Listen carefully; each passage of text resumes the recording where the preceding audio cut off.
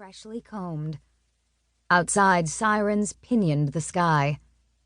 Still breathing deeply from his sleep, Nahum shut the door and sealed its edges in the dark. He rolled himself up onto Dov's bed. Fanya and Ariella joined Tami on the mattress on the floor, and they unpacked their masks, the purple streamers on Ariella's crushed by the brown plastic case. The first nights of sirens, they had been too alert for quiet, so they sang the songs Ariella had learned in school and played the games suggested over the radio.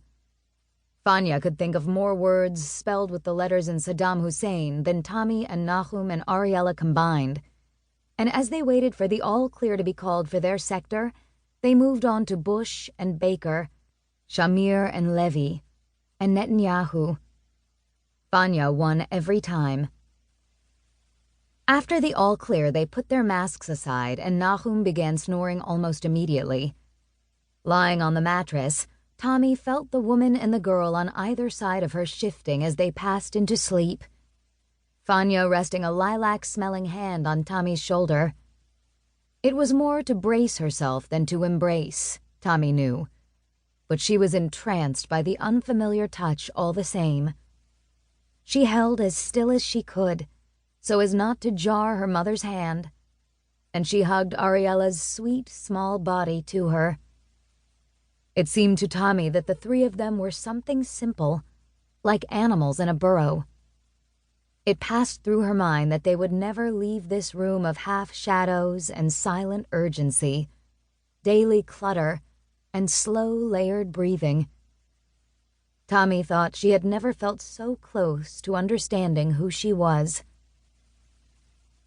On the nights when there were no sirens and the silent station was quiet, Fanya sighed from down the hall, and Ariella breathed softly in her bedroom. Tami and Nahum stayed alone in the sealed room. They reached for each other, and they listened to the static on the radio. The war was over. They slept in the sealed room now only as a temporary arrangement. After the ceasefire and the dancing in the streets when they had returned to the apartment, they had opened one window partially. Nahum ripped off tape and paint together, letting in the cold, wet night air. Jerusalem was bursting in fireworks all around them. Tami's head ached from the waves of sound. Out on the street, she had held tight to Ariella's hand, while Fanya threw herself into the dance steps and glared at the ever-rougher crowd.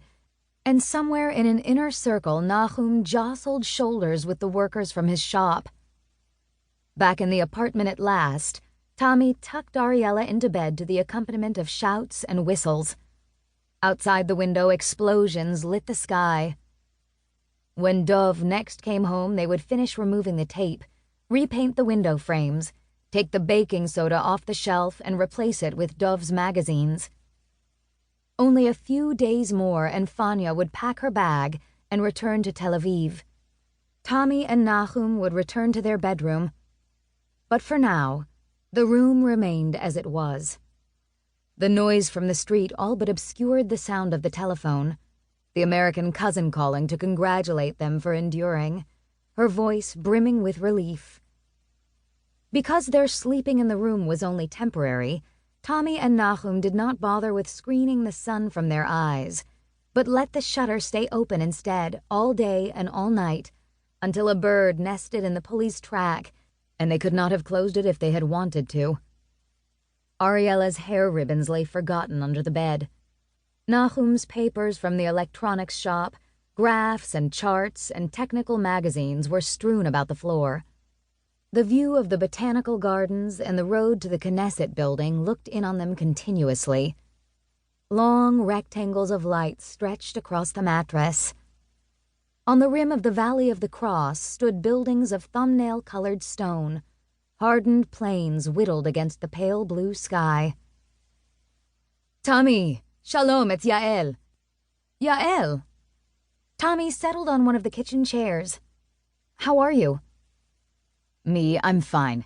You're the one who disappears off the face of the earth for days at a time. What do you do with yourself?" "You know what I do with myself. I work." "What, 3 afternoons a week? 4? So what's this nonsense work?"